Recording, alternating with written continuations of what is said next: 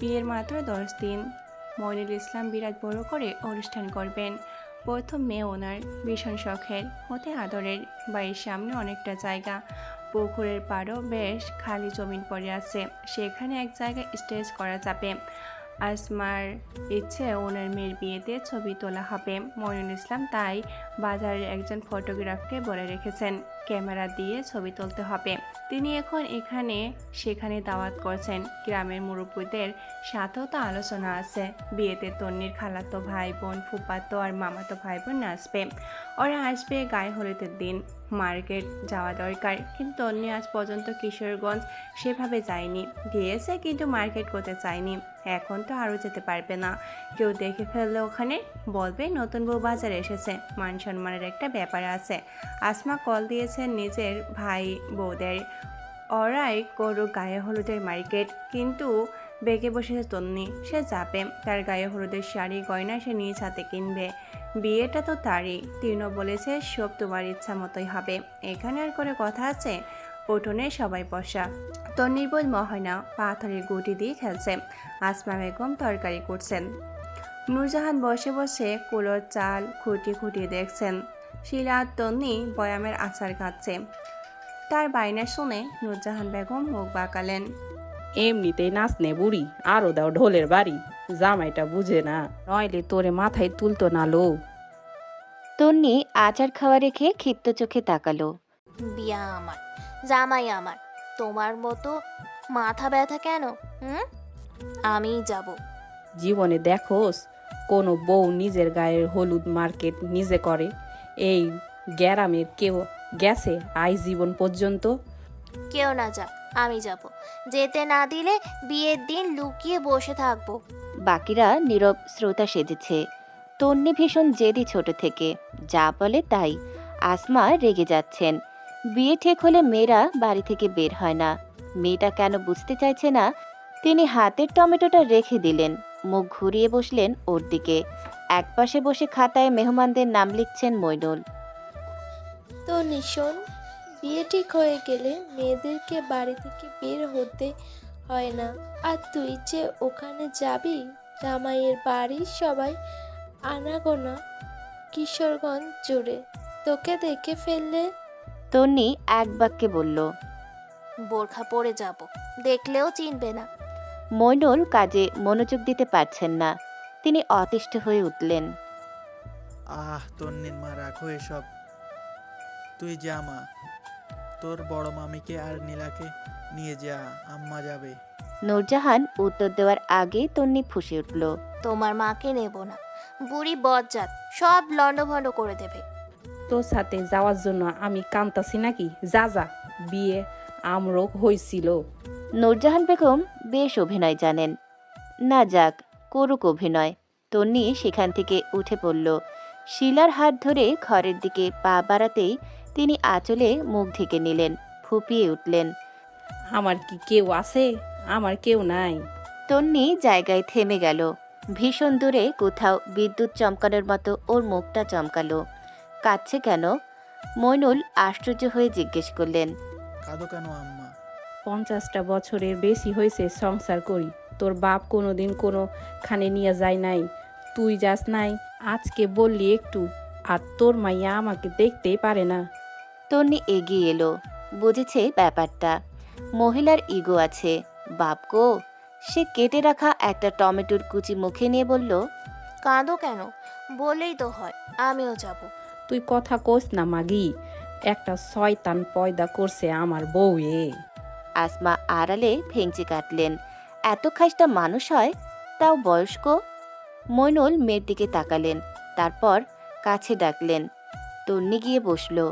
উনি কানের কাছে ফিসফিস করলেন। বয়স্ক মানুষ আম্মা, কোনোদিন মার্কেটে যায়নি। তোকে কিন্তু আদর করে তন্নি, যা একটু নিয়ে। আম্মা মন খারাপ করলে তোর বিয়েতে আমি শান্তি পাবো না। তন্নির নাকের পাটা ফুলে উঠল রাগে। কেঁদে মামলা জিতে ফেলেছে। সে উঠে দাঁড়িয়ে নূরজাহানের কাছে এলো। আচ্ছা, যাব নিয়ে। যেভাবে যাওয়ার ভাগ চাইলে, সেভাবে বিয়ের পর আমার জামাইয়ের ভাগ চাইবে না। নূরজাহান মুখ ঝামটা মেরে উত্তর করলেন। দুনিয়াতে তোরই একটা জামাই হবে। তোর জামাইয়ের শাওরার আদর তুই খাগা, আমি আদর খাইছি, কি সুহাগী গো। তুমি কথায় কথায় মুখ খারাপ করো কেন? তুমি অত মুখ পোড়া আলাপ করো কেন? শিলা ওকে টেনে নিল। ছি ছি রে তন্নি, আয় হায়, তোর দাদির মুখে বেরিং পাগলার মতো চালু হলে আর থামে না। আর কথা বলিস না। তন্নি হাতটা ছাড়িয়ে নিল। শুনিয়ে শুনিয়ে বলল, একবার বিয়ে হোক, তোমার সামনে জামাইরে আদর খাবো, দেখবা আর চলবা। নূরজাহান নিজেও বললেন, যা যা, পাঠার মতন চেহারা, আদর আদর করব তো আর কত কি করব, পিটিয়ে সোজা বানাবে তোর মতো পাগল রে। আসমা বললেন, আম্মা, আপনি সব সময় ওর সাথে লেগে থাকেন, এত খোঁচাখুচি করেন কেন? তুই আর কথা কইস না, তুই ছিলি এক পাগল, হয়েছে আর এক পাগল। আসমা আর কথা বললেন না। যত বয়স হচ্ছে তত মতি ছাড়া হচ্ছে, হুশ জ্ঞান হারিয়ে ফেলেছে, যা মন চায় তাই বলে। তন্নির তো মাঝে মধ্যে কান দিয়ে ধোয়া বের হয়। এত খারাপ, এত ভয়ঙ্কর মুখের ভাষা। তন্নির মন চায় বধির হয়ে যেতে, ঘর দোর ছেড়ে বেরিয়ে পড়তে অদূরে।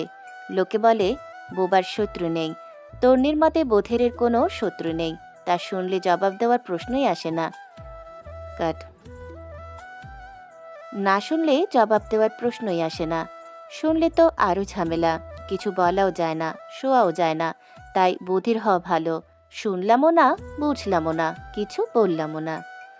তন্নির হলুদ সন্ধ্যা, পিছনে বেশ বড় করে নাম টাঙানো হয়েছে। এই যে আগামীকাল বর বসবে, আজকে রাতটার জন্য এখানে সম্পূর্ণ হবে গায়ে হলুদ। সামনে অনেক উন্মুক্ত জায়গা, চারিদিকে মাগরিবের আজান পড়ছে। বউকে সাজানো হচ্ছে, সেখানে শিলা আর তন্নির কাজের মহলের সবাই।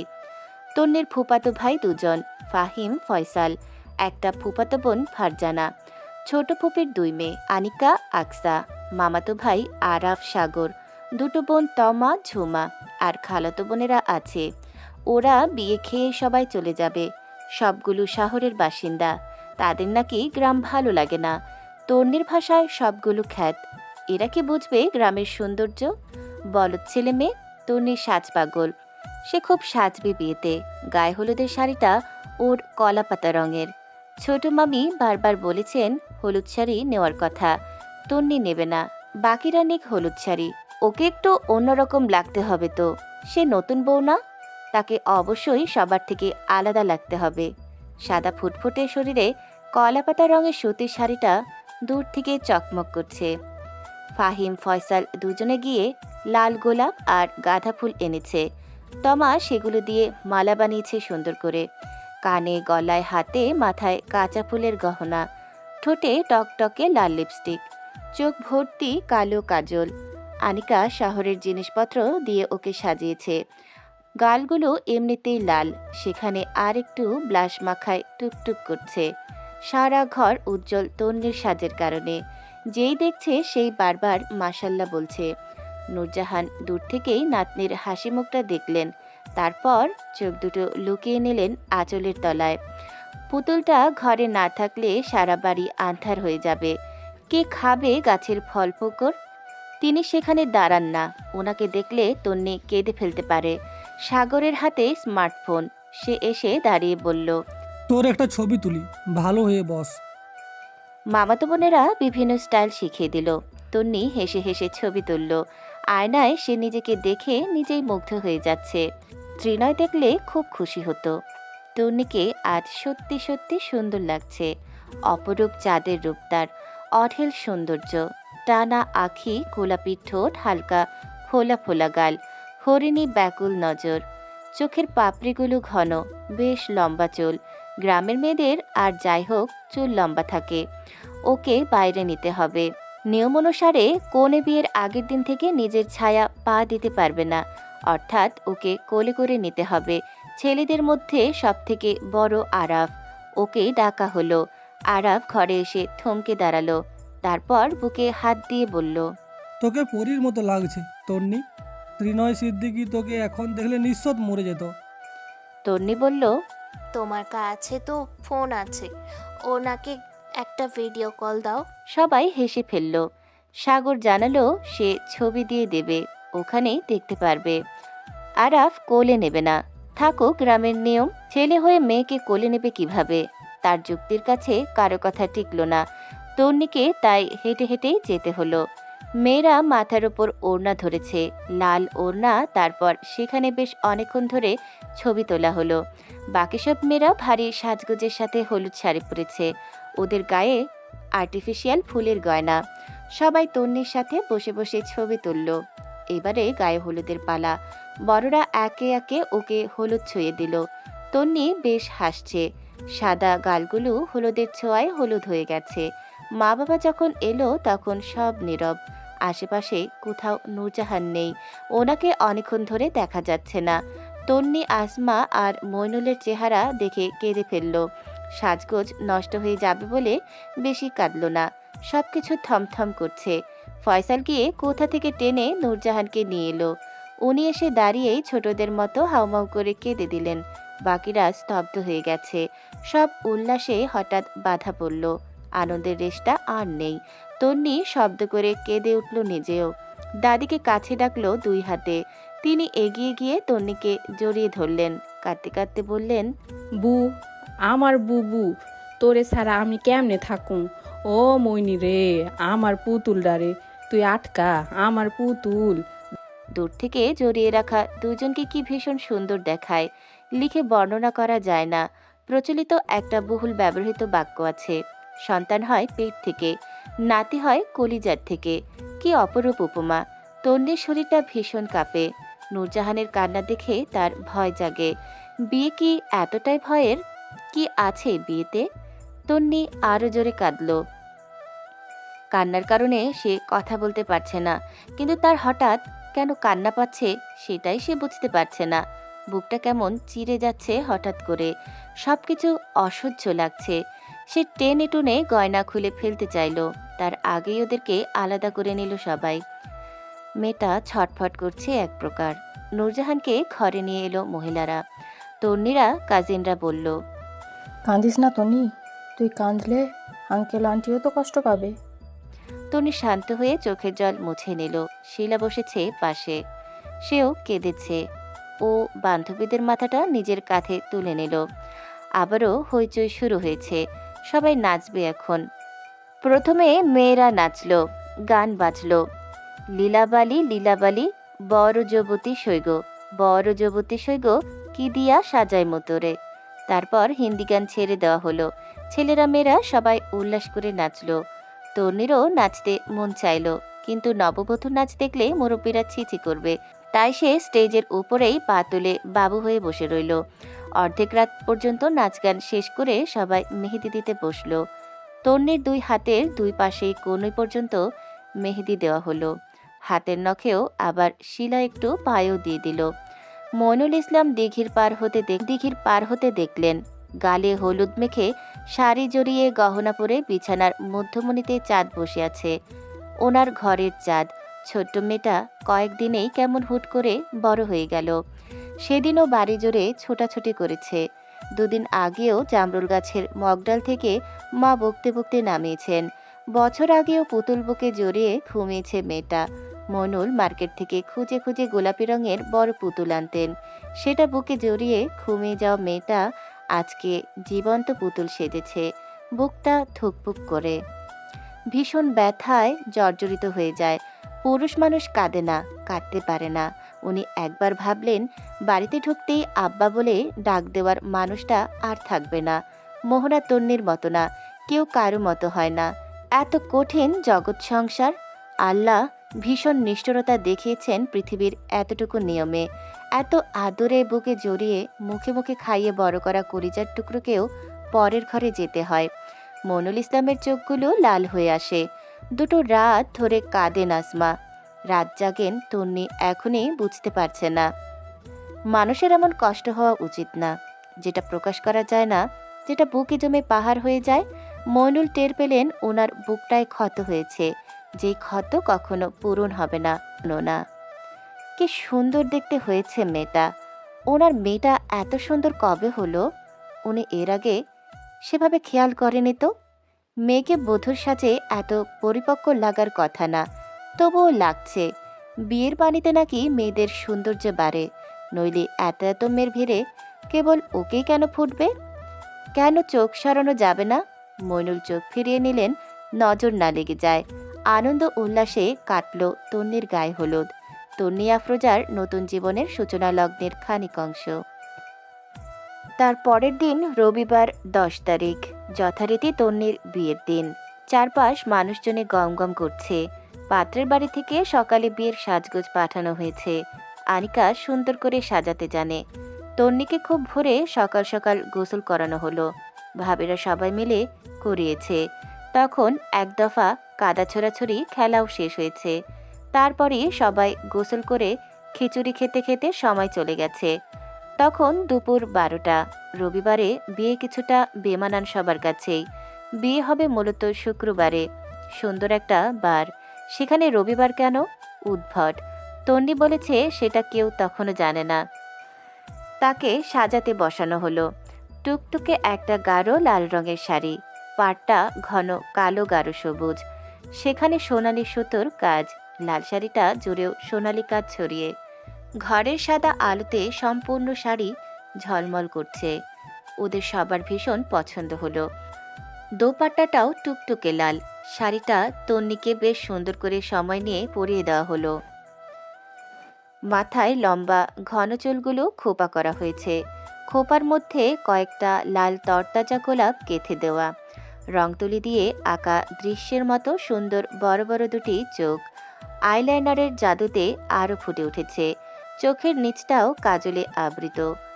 কপালে ছোট্ট টিকলি, নাকে কান পর্যন্ত টানা নাকফুল, ঠোঁটে লাল লিপস্টিক। বিয়ে একবারই হয়, তাই সাজগোজটাও স্পেশাল। হাত ভর্তি লাল চুড়ি, গলায় ছোট বড় দুটি হার। তাকে পুরোপুরি সাজাতে গিয়ে 1 ঘন্টার বেশি লেগেছে। তমা বলেছিল চুলগুলো ছেড়ে রাখতে, তন্নি রাজি হলো না।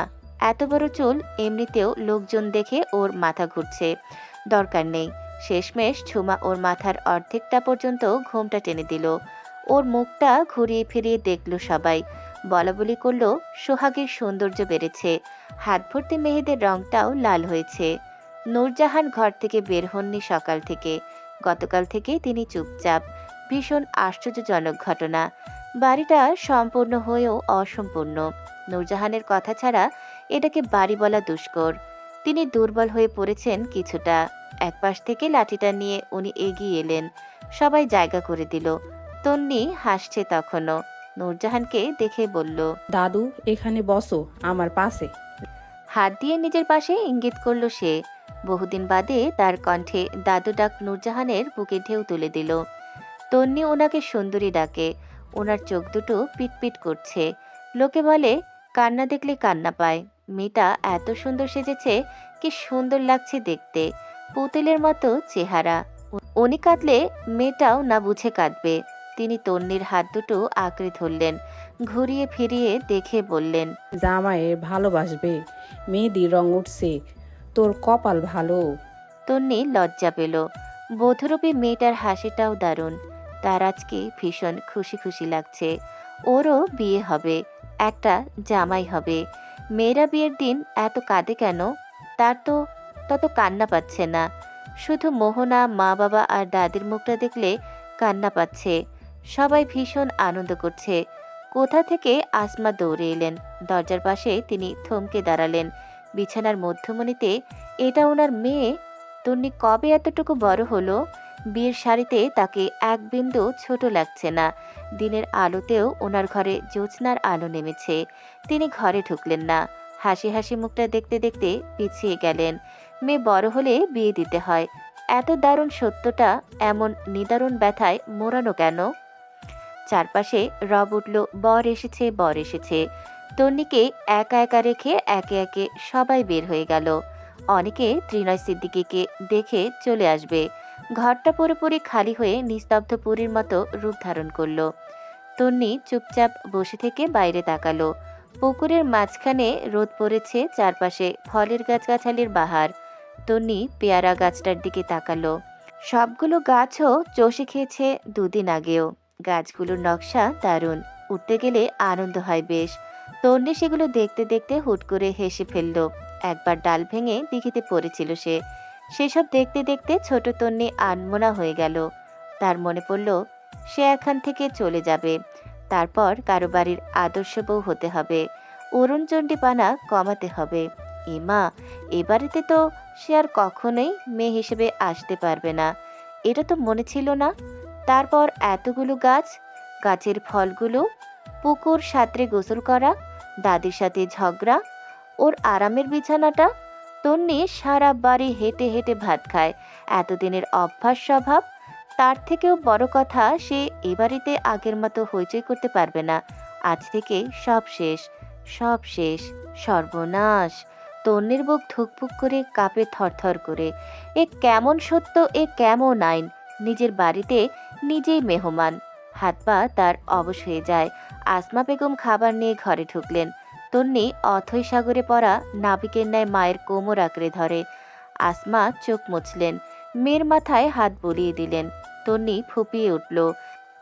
আমার কষ্ট হচ্ছে আম্মা, কষ্ট হচ্ছে। কথার ধরনে আসমা ব্যাকুল হয়ে উঠলেন। জিজ্ঞেস করলেন, কি হয়েছে আম্মু? মাথা ব্যথা করছে? তন্নি প্রকাশ করতে পারে না। সে ছটফট করে, ভীষণ বড় বড় করে শ্বাস ফেলে, নিজের বুকে নিজে হাত দিয়ে মালিশ করে, ধরা গলায় আওড়ায়, আমার অস্থির অস্থির লাগছে আম্মা, ভালো লাগছে না। এই বাড়ি কি আর আমার থাকবে না? আমি আর পুকুরে গোসল করব না। আমি আমি গাছে উঠে পেয়ারা। আম্মা! আসমা বেগম কুল কিনারা পেলেন না। কি করবেন না করবেন খুঁজে পাচ্ছেন না। অসহায় হয়ে বাইরে তাকালেন। আরাফকে দেখে ডাক দিলেন। আরাফ বাবা! আরাফ ঘরে ঢুকলো প্রশ্ন করতে করতে। কি হয়েছে ফুপি? দেখ তন্নি কেমন করছে। আরাফ আরেকটু দ্রুত পায়ে এগিয়ে এলো, ওকে জিজ্ঞেস করলো। কি হয়েছে, কেমন লাগছে? তন্নি উত্তর দিল, জানি না, সবার কথা ভাবতে ভাবতে কেমন লাগছে। আরাফ শ্বাস ফেলল, এক গ্লাস জল এগিয়ে দিল, আস্তে করে মাথায় হাত বুলিয়ে দিতে দিতে বলল, কিছু হয়নি, প্যানিক অ্যাটাক, এসব ভাবিস না আর। দেখ তোর কাজল নষ্ট হয়ে যাচ্ছে, কি সুন্দর লাগছে দেখেছিস, পুতুলের মতো। আসমা দূর থেকে দেখেন, কি যত্ন! এত যত্ন আর কারো চোখে এখনো দেখেননি তিনি। কিছুটা অন্যরকম না ছেলেটার দৃষ্টি? শুধু ভাই হিসেবে উনি হিসাব মেলাতে পারেন না। ধীর পায়ে বের হয়ে যান ঘর থেকে। বরের গেট আটকে দাঁড়িয়েছে তন্নির সমস্ত কাজিন। মেয়েরা সবাই পরেছে লেহেঙ্গা, ছেলেরা কালো পাঞ্জাবি। একজোটে ওদেরকে দেখতে দারুণ লাগে। তাদের গেটে কেবল চাওয়া আপাতত 5,000, বাকিটা হাত ধোয়ানোর সময় আর বউয়ের মুখ দেখার সময়। ত্রিনয়ের ঝামেলা ভালো লাগে না। সে একবার চাইতেই পকেটে হাত পড়ল। তাকে পাশ থেকে থামিয়ে দিল ওর মামা। মেয়েরা সবাই বেশ বিরক্ত। তুই মামা, তুই কেন বরের সাথে থাকবি? ভাল লাগে না। তিনি জিজ্ঞেস করলেন। টাকা কে নেবে? সবার মধ্যে থেকে আনিকা জবাব দিল, আমি। তাহলে বাকিরা ভিড় কমাও, কমাও। আমার বাবার মাথা ব্যথা করবে। হলেলে তাহলে বাবাকে বাসায় রেখে আসতেন। আপনি কে? তিনি ফুঁসে উঠলেন। তোমরা কেউ চেনো আমাকে? হ্যাঁ? আকসা তৎক্ষণাৎ জবাব দিল। না, মামা আপনার নাম কি? পাশ থেকে কে উত্তর দিল কে জানে। বলল, মোহাম্মদ আজম সরর উদ্দিন ভুইয়া বল্টু। নাম শুনে সবগুলো শব্দ করে হেসে উঠল। যেহেতু মামা, তাই সবাই মুখ চেপে ধরল। খুব শীঘ্রই একটা বড়সড় ঝামেলা হওয়ার সম্ভাবনা। ত্রিনয় তাই টাকা দিয়ে দিল। মুখে রুমাল নেই বরের। কি আজব বর! মেয়েরা সবাই দৌড়ে এলো। তন্নির পাশে তখন শিলা। সবাই একযোগে বলল, তোর জামাই সুন্দর আছে তন্নি। হ্যান্ডু হ্যান্ডু। তন্নি লজ্জা পেল। সে ঘরের বাইরে মহিলাদের গুঞ্জন শুনেছে। সবাই বলাবলি করছে জামাইটা সুন্দর। তারা উকিঝুঁকি মেরে দেখছে। তন্নি আস্তে আস্তে শিলাকে জিজ্ঞেস করলো, কেমন রঙের পাঞ্জাবি পরেছে? দেখলাম সাদা, ভালো মানিয়েছে। তোর জামাই কালো বলে মেয়েরা আজকে মরে যেত। একদম নজর দিবি না। তারপর বেশ সময় কাটলো। ছেলেপক্ষকে খাওয়া দাওয়া করানো হলো। গ্রামের বিয়েতে ঝামেলা হবেই, কিন্তু আজকে তেমন শোরগোল হলো না। কাজী এসে তন্নিকে কবুল বলতে বলার পর সে দ্বিধাবোধ ছাড়াই কবুল বলল। স্বাক্ষরটা বাকি তখনও। তন্নিকে স্টেজে নেওয়া হবে, তখন ছবি তোলা হবে দুজনের সাইনের। তাই খানিক সময়ের জন্য অফ। তন্নির মাথার ঘোমটাটা তখন পুরোপুরি টেনে দেওয়া হলো। বর আসবে ঘরে। মেয়েরা দাঁড়ালো চাদর টানিয়ে। গুঞ্জন আর হৈ হৈ শুরু হলে তন্নির শরীরে কাঁপুনি সৃষ্টি হলো। আরেক দফা ঝামেলা শেষে মেয়েরা সরে দাঁড়ালো। তন্নি টের পেল ওর সামনে একজন বসেছে। সে চিনতে পেরেছে পেছন থেকে বোধহয় কেউ ঘোমটা টেনে দিল। উন্মুক্ত হলো তার সুশ্রী চেহারাটা। ত্রিনয় তৃপ্তিতে খুশিতে ঢোক গিলল, মনে মনে আওড়ালো, মাশাআল্লাহ। তন্নি তাকালো না। দুজনকে একসাথে বসিয়ে আয়না দেখানোর পালা তখন। আয়না ধরল নূরজাহান। সামনে কাচের বস্তুটা এলে তখন তন্নি তাকালো। তারপর হুট করে পুনরায় চোখে চোখ পড়ল। আজকে কপালে বিরক্তি নেই, ভাঁজও নেই। সে মুগ্ধতায় উপচে গিয়ে তৎক্ষণাৎ আয়না থেকে চোখ সরিয়ে সরাসরি তাকালো ঘাড় বাঁকিয়ে। ত্রিনয়ের দৃষ্টি আয়নাতেই নূরজাহান ধমক দিলেন। আয়নায় দেখার জন্য সারা জীবন পড়ে আছে। বাকিরা হেসে দিলে তিনি জিজ্ঞেস করলেন, আয়নায় কাকে দেখো জামাই? সবাই উৎসুক। তনি লাজ লজ্জা ভুলে তাকিয়ে আছে। পাশাপাশি বসার ফলে কাঁধে স্পর্শ লাগছে। সে আরেকটু অপেক্ষা করলো। ত্রিনয় দম ফেলল। ওর দিকে ব্যাকুল আগ্রহ নিয়ে তাকিয়ে থাকা চোখ দুটো পরিমাপ করলো অদক্ষ চোখে। তারপর বেহায়া নজর নিয়ে গেল রাঙা ঠোঁটে। সমস্ত মুখমণ্ডল নিপুণ চোখে অবলোকন করে সে শান্ত কণ্ঠে জবাব দিল, আমার বধূ, আমার অর্ধাঙ্গিনীকে। বেশ হাসির রোল পড়ল ঘরে। তন্নি চোখ সরিয়ে নিল। কি অদ্ভুত দৃষ্টি লোকটার। তন্নি ভাবতে পারে না সে বিবাহিত। ত্রিনয়ের বউ। স্টেজে যাওয়ার সময় ত্রিনয় নিজেই ওর হাতটা আঁকড়ে ধরল সবার সামনে। ভারী শাড়ি নিয়ে তন্নি এগিয়ে গেল। আরো কতক্ষণ ছবি তোলা হলো দুজনের। কার্ডে দুজনের নাম সোনালী অক্ষরে লেখা, ত্রিনয় সিদ্দিকী, তন্নি আফরোজা। তখন বিদায়ের সময়। তন্নি হুট করেই কাঁদছে ভীষণ, তাও জোরে জোরে, আশপাশ ভুলে। আসমা আর মইনুল যখন ত্রিনয়ের হাতে হাত রাখলো, তার তখন থেকেই একবার বাবাকে জড়িয়ে আরেকবার মাকে জড়িয়ে। তন্নির সাথে আপাতত ওর বোন যাবে। বরের আগে অন্য গাড়িটা ছেড়ে দিয়েছে। মোহনা সেখানে বসেছে। তন্নি কাঁদতে কাঁদতেই গাড়িতে উঠে বসলো। বেশ চিৎকার করে কেঁদেছে সে। ত্রিনয় সিদ্দিকী কপালে হাত চেপে রেখেছে। ঘ্যান ঘ্যান কান্নার শব্দে তার মাথা ব্যথা করছে। আসমা মইনুলের পাঞ্জাবি আঁকড়ে রেখেছেন। দূরে দরজার শিকে মাথা ছেড়ে দিয়ে নূরজাহান কাঁদছেন। বুড়ো মানুষ ঠিকমতো আওয়াজও করতে পারছেন না। শিলা দাঁড়িয়েছে গাড়ির সামনে। গাড়ির ছাড়ার আগেই তন্নি ফের চিৎকার করে উঠল, জানালাটা একটু খুলে দাও। ত্রিনয় বিরক্তি সমেত এগিয়ে এসে ওর গা ছুঁই ছুঁই হলো। তন্নির ভাবান্তর নেই। জানালাটা খুলে যাওয়ার পর সে মাথা বের করলো। কাজলে চোখ টোক লেপটে একাকার হয়ে আছে। সে শিলার দিকে হাত বাড়িয়ে ঠোঁট ভেঙে কাঁদতে কাঁদতে বলল, যে পেয়ারাগুলো ভেতরে লাল হয় সেইগুলো কাউকে দিবি না, আমি এসে খাবো। ওইগুলো আমার পছন্দের। ড্রাইভার বোকা বনে হতভম্ব হয়ে পেছনে তাকালো। গ্রামের মহিলারা যারা আঁচলে মুখ চেপে রেখেছিলেন তারা লুকিয়ে হেসে ফেলল। শিলা দাঁত কিরমির করল। রাখতো, তুই যা। ত্রিনয় মাথা ঘামালো না। সিটে মাথা এলিয়ে দিয়ে বলল, যাতে মাতাল তালে ঠিক। তন্নি চোখ মুছে জিজ্ঞেস করলো, আমাকে কিছু বলেছো? না, তুমি যদি একটু কান্নাটা থামাও তাহলে আমি একটু শান্তি পেতাম। মাথা ব্যথা করছে। তন্নি ঠোঁট উল্টে বলল, কান্না তো থামছে না। আমি কখনো আম্মা আব্বা আর দাদিকে ছাড়া থাকিনি। দাদির সাথে ঝগড়া না করলে আমার দিন কাটে না। আমার না কেমন যেন লাগছে।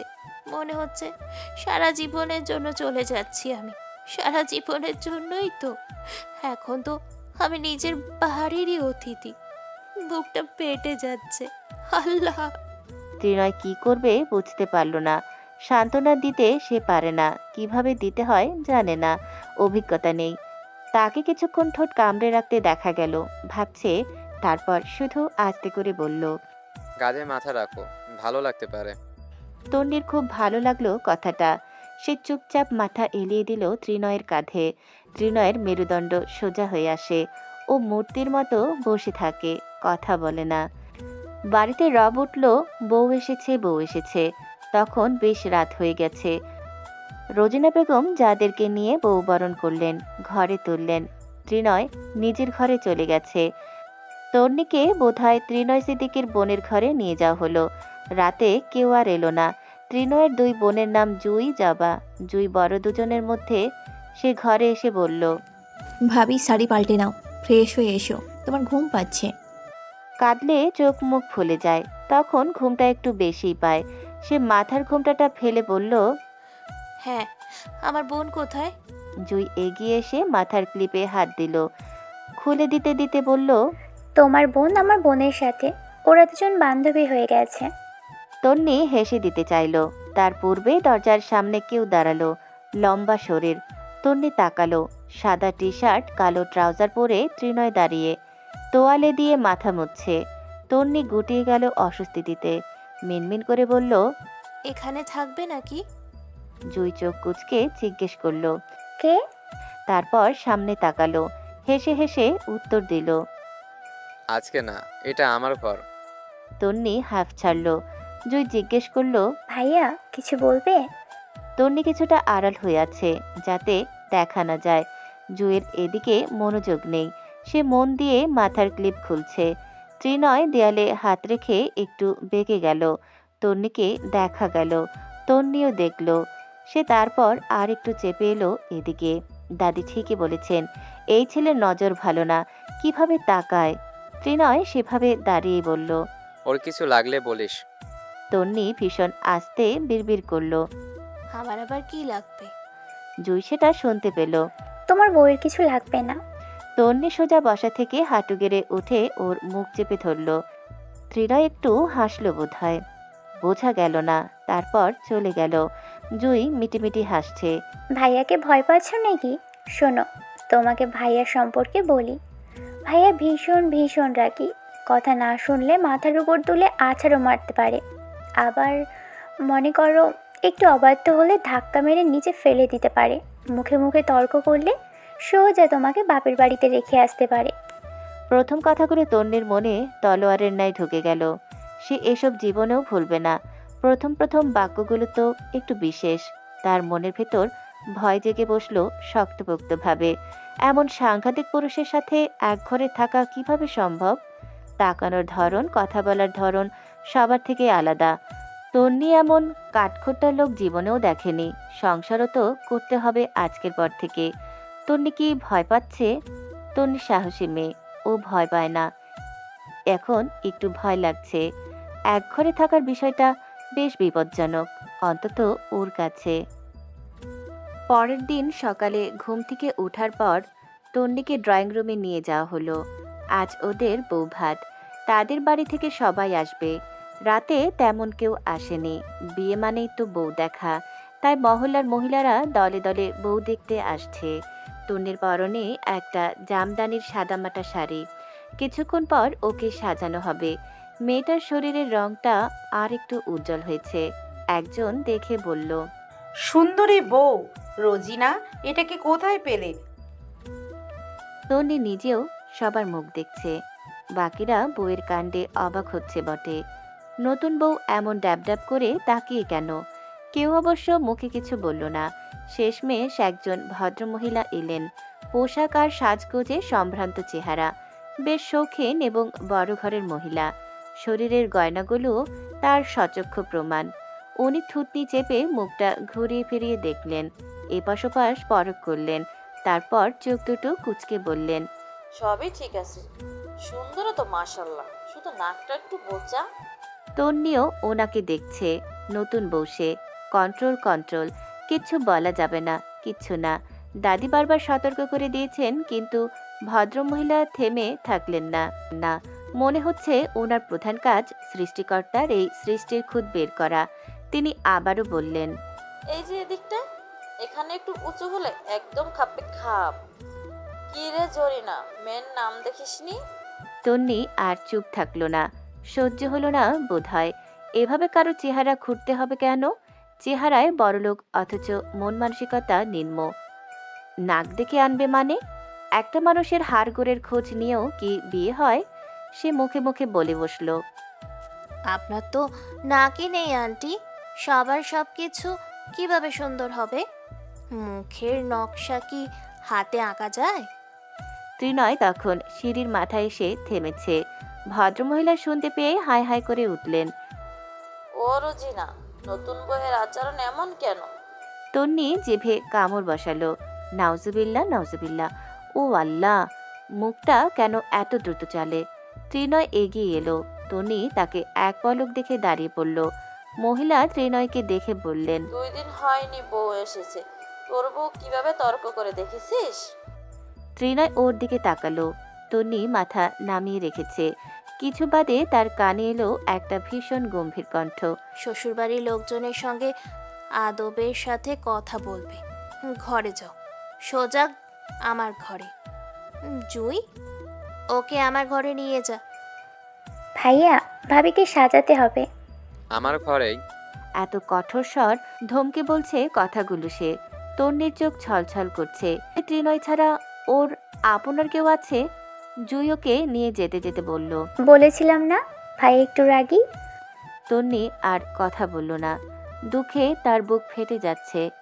মহিলা ওকে এভাবে নিন্দে করলো সেটা শুনল না, ওকেই একা বলল।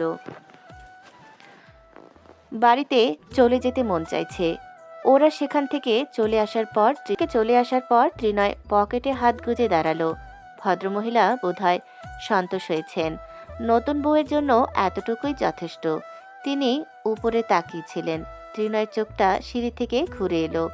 গলার স্বর আগের থেকেও কঠিন, কাটকাট হলো। আপনি বলুন আন্টি, তর্ক কাকে বলে? তিনি থতমত খেলেন। তোমার বউ আমার সাথে সাথে কথা বলছে। আমি জিজ্ঞেস করলাম, তর্ক বলতে কি বুঝায়? বারবার উত্তর করা। ত্রিনয়ের কণ্ঠ আরো শক্ত হলো। ও আপনার সাথে কয়বার উত্তর দিয়েছে? উনি আমতা আমতা করলেন। একবার। ত্রিনয়ের চোখ মুখ শক্ত। মোহনা সেখানে দাঁড়িয়ে। সবগুলো মহিলাও আছে। রোজিনা বেগম ভয় পাচ্ছেন। ছেলে কি বলতে কি বলে বসে। ত্রিনয় গম্ভীর গলায় বলল, একবার বললে সেটাকে তর্ক বলে না, ভুল ধরিয়ে দেওয়া বলে। আপনি ওর সৌন্দর্য নিয়ে কথা বলার কে? ও আপনার খাই? আপনারটা পরে? আপনার বাড়ির বউ ও, আমার বিয়ে করেছি আমি। আমার জন্য নতুন বউ, আপনাদের জন্য নতুন বউদের মুখ ফুটে। আমি সবাইকে সাবধান করছি, কেউ কোনো রকম নেগেটিভ মন্তব্য করার আগে এখান থেকে বেরিয়ে যাবেন। এসেছেন, বসবেন, কথা বলবেন, ব্যাস চলে যাবেন। আমার বউ, আমার মায়ের পুত্রবধূকে নিয়ে নাক গলাবেন না। একজন মিনমিন করলেন। বউকে দেখানো শাসন করছে। ত্রিনয় জবাব দিল, হ্যাঁ অবশ্যই, যতটুকু বলেছি সেটাই যথেষ্ট। ও আপনাদের সাথে আর কোনোদিন কথাই বলবে না। আপনারা কি চাচ্ছেন? আমার স্ত্রী আমাকে ভয় পাক? Just anything. অসহ্য এবং লাস্ট ওয়ার্নিং, ওকে নিয়ে কেউ কিছু, আই রিপিট, বিন্দুমাত্র মন্তব্য করবেন না। আপনাদের বাড়িতে গিয়ে আমার স্ত্রী বসে থাকবে না। চোখের পাশের শিরাগুলো ভাসমান হয়েছে। তারপর সে গটগট পায়ে চলে গেল। ভদ্রমহিলা বললেন, কি অভদ্র তোমার ছেলে। রোজিনার মুখ কালো হয়ে গেল। জুই এসেছে তখন। সে বলল, অভদ্র বলেই অভদ্র ভাষায় বুঝিয়েছে। ভদ্র হলে বাড়ি থেকে বের হয়ে যাওয়ার কথা বলতো সরাসরি। তারা সবাই চুপসে আছে। লজ্জা শরম থাকলে আর কোনোদিন কিছু বলবে না। বাপরে, কি সাংঘাতিক ছেলে! বড়দেরকে আদব দিতে জানে না। একদিনেই বউ চিনে ফেলেছে। আজকালের ছেলে অসভ্য অসভ্য বিড়বিড় করতে করতে ওনারা চলে গেলেন। তন্নির বাড়ি থেকে সবাই এসেছে। নূরজাহান এসেছেন আগে আগে। তিনি এসেই ত্রিনয়ের ঘরে ঢুকেছেন। তন্নিকে আজ কালো জামদানি পরানো হয়েছে। হালকা ঘিয়ে রঙা শাড়ির পার জুই সাজিয়েছে ওকে। ঠোঁটে শুকনো হালকা খয়েরি লিপস্টিক। তন্নির মন ভালো নেই সকাল থেকেই। কালবৈশাখী ঝড়ের ন্যায় আধার সেখানে। মুখটাও কেমন পানসে ফ্যাকাশে। ত্রিনয়ের ধমক এখনো সে ভুলতে পারছে না। নতুন বউকে এভাবে বলা যায়? এতটা রুডলি? তবুও তন্নি কাউকে দেখায় না। তার মুখে ক্ষীণ হাসি ফুটল নূরজাহানকে দেখে। মোহনাও এসে বসেছে পাশে। নূরজাহান এসে সবটা শুনেছেন। সকাল সকাল নববধূকে নিয়ে ঝগড়া হয়ে গেছে এক দফা। তিনি নাতনির চোখ মুখ দেখে বুঝে নিলেন, জিজ্ঞেস করলেন, জামাই তোকে কিছু বলেছে? তন্নি মুখও খুলতে পারল না। মোহনা খাটের উপর উঠে এলো, ভীষণ ছটফটে গলায় বলল, আপাকে বকেছি সেটা বাদ দাও দাদু। আপা যখন সেখান থেকে এলো, বাপরে ভাইয়া জানো কি রাগ! ভাইয়াকে দেখে আমি ভয় পেয়ে গেছিলাম। এই যে এখানটায় কপালের বা পাশটা দেখলে সে এখানেই রক ফুলে গিয়েছিল। এত রাগী আপা জীবনেও ঝগড়া করো না। নূরজাহান মিটিমিটি হাসলেন। বউকে মুঠোয় রাখার কৌশলও জানা আছে বলেছে, কিন্তু বউয়ের অগোচরে। তন্নি কথা বলল না। সে বুঝল না তার অভিমান হয়েছে, ভীষণ গাঢ় অভিমান। প্রথম দিনে বউকে এভাবে শক্ত কথা বলা তার উচিত হয়নি। অভিমান না ভাঙলে সে কথা বলবে না। তারপর আগে সারাদিন ত্রিনয় ঘরের ভেতরে এলো না। তখন বিকেল, সবার চলে যাওয়ার সময় হয়েছে। ত্রিনয়ের ঘরে বাকিরা সবাই বসে আছে। ঘরটা বেশ বড়সড়। একটা বেলকনি, বিছানা থেকে কিছুটা দূরে জানালা, জানালার পাশে ছোট সোফা, অপর পাশে আলনা, ড্রেসিং টেবিল, ওয়ার্ড্রোব। বিছানার মাঝখানে তন্নি বসে আছে। সে সবার সাথে কথা বলছে হেসে হেসে।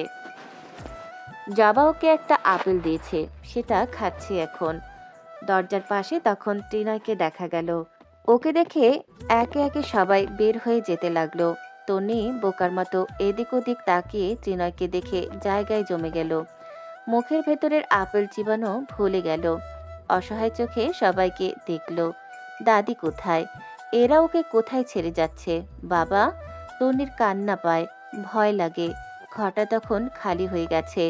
ত্রিনয় ঢুকলো, দেখলো পাথরের ভাস্কর্যের মতো একটা পুতুল বসে আছে খাটে। সাদা শরীরে কালো আস্তরণ, তন্নির শরীর কাঁপছে। সে আর চোখে ত্রিনয়কে দেখছে।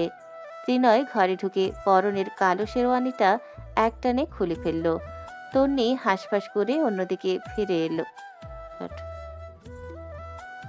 তন্নি হাঁসফাঁস করে অন্যদিকে ফিরে গেল। ত্রিনয় কাবাট খুলে টি শার্ট বের করলো।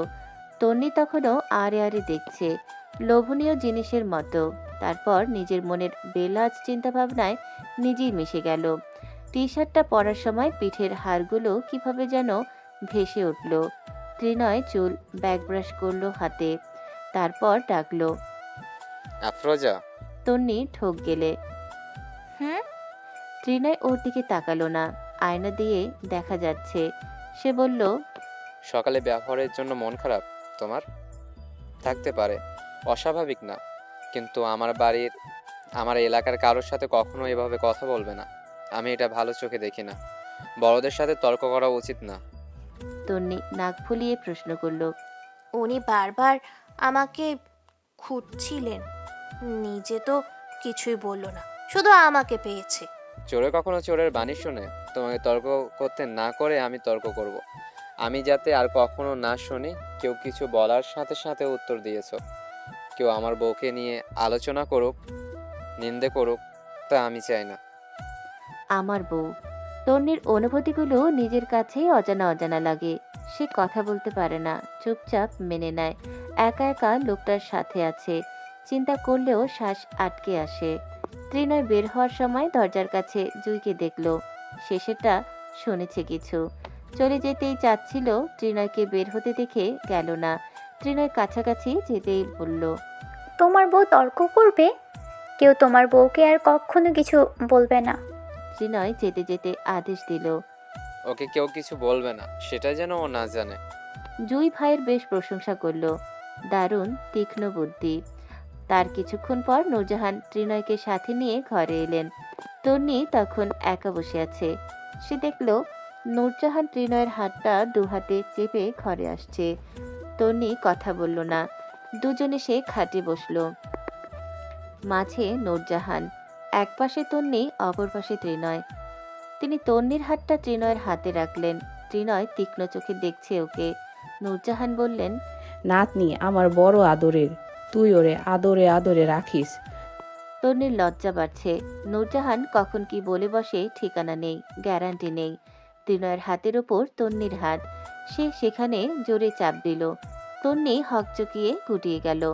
আঙুলে আঙুল নাড়াচ্ছে। ভীষণ অদ্ভুত অনুভূতি। কি শয়তান! সে হাতটাকে ছাড়তে চাইছে। ত্রিনয় বলল, তোমার নাতি আদর বুঝে? নূরজাহান হেসে ফেললেন। সব বুঝে। আর হুন, আর একটা কথা, ত্রিনয় মাথা ঝুঁকিয়ে নিল। উনি ফিসফিস করে বললেন। রয়ে শোয়ে। ত্রিনয় জিজ্ঞেস করলো, কেন? ধুর বালটা, আমার নাতনি ছোট না? ছোটটাকে বিয়ে দিলে কেন? নূরজাহান ফুঁসে উঠলেন। ওনার রাগটা আবার বাড়ছে। ছেলেটা এমন তেদর কেন? উনি রেগে গিয়েই বললেন, তরে কি এমনিতে আমি মাঙ্গের নাতনি ডাকি? খাটাস একটা। তন্নি বা হাতটা নিয়ে কপালে একটা থাপ্পড় মারল, নিজের কপালেই। তারপর নূরজাহানের কানে কানে বলল, বুড়ি শয়তান কুটনি, তুমি এমন তুই তুকারি করো কেন? আর এত গালি, ভালো হয়ে যাও। নূরজাহান মাথা দোলালেন। তোর ঘরে একটা বাবু হইলে ভালো হয়ে যামু। তন্নি চোখ উল্টিয়ে ত্রিনয়ের দিকে তাকালো। ঠোঁটের কোণে এক টুকরো হাসি, মিটিমিটি হাসি। তার লজ্জায় মাটিতে মিশে যেতে ইচ্ছে করছে। সে মাথায় বড় করে ঘোমটা টেনে নিল। চোখ মুখ দেখা যায় না। আল্লাহ তুমি রহম করো। নূরজাহান তারপর ত্রিনয়কে আবারও বললেন, যা কইছি মনে রাখিস, নাইলে। ত্রিনয় কথা কেড়ে নিল। পারবো না, তুমি থাকো নইলে আজকে রাতে। নূরজাহান শয়তানের মতো হেসে জিজ্ঞেস করলেন, পুরুষ মানুষের প্রথম শত্রু কি জানিস? কি? ওদের। ত্রিনয় এবারে তন্নির হাত ছেড়ে মুখ আটকে ধরল। থামো থামো, জানি। নূরজাহান হাতটা ঝাটকা মেরে সরিয়ে দিলেন।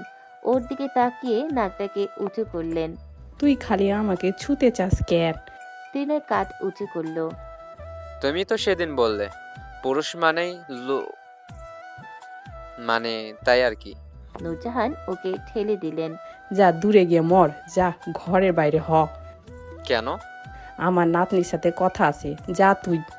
ত্রিনয় দুটো হাত বিছানায় ভর করলো, বলল, আমার সামনেই বলো। নূরজাহান ওকে পেছন থেকে ঠেলে দিলেন। ত্রিনয় বের হয়ে গেল। যাওয়ার আগে দরজা দাঁড়িয়ে বলল, তোমার নাতিকে এখন একটু ঘুমিয়ে নিতে বলো। তন্নি অবুঝের মতো তাকালো। নূরজাহানকে গুঁতো দিলে জিজ্ঞাসা করতে। নূরজাহান জিজ্ঞেস করলেন, কেন?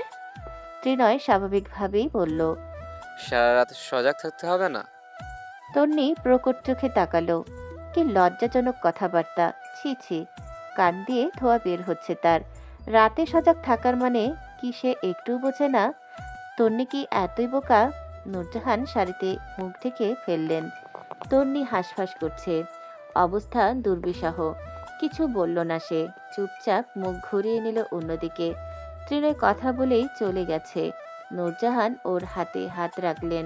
মানিয়ে বুঝিয়ে চলবি তন্নি, এরা তোর বাপের বাড়ি না। জামাইয়ের বাড়িতে থাকতে গেলে বোবা হইয়া থাকতে হয়, মনে থাকবো। তন্নি বীতস্পৃহায় মাথা নাড়ে। তাকে কি বলবে সে? তবুও সে বলল, কেউ আমাকে কিছু বললে আমি চুপ থাকবো কেন? মাগি লাঙ্গের ঘর করলে চুপ থাকতে হয়।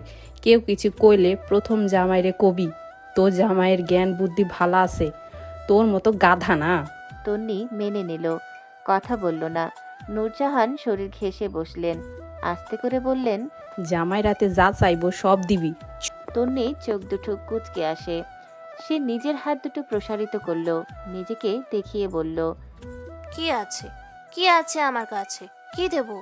নূরজাহান মৃদু ধমক দিলেন, চুপ, বুঝবি না কিছু। না বুঝলে চুপচাপ থাকবি, আজাইরা ভয় পাবি না, আর চিৎকার চেঁচামেচি করবি না। তন্নি উল্টে ওনার হাত ধরল। তুমি থাকো সুন্দরী, আমার একলা একলা লাগে। এখানে কেউ আমার আপন নেই। নূরজাহান আশ্বাস দিলেন, আছে, জামাইয়ের বাড়িতেই জামাই ছাড়া আপন নাই। জামাইয়ের মতো আপন কেউ নাই, মনে রাখবি।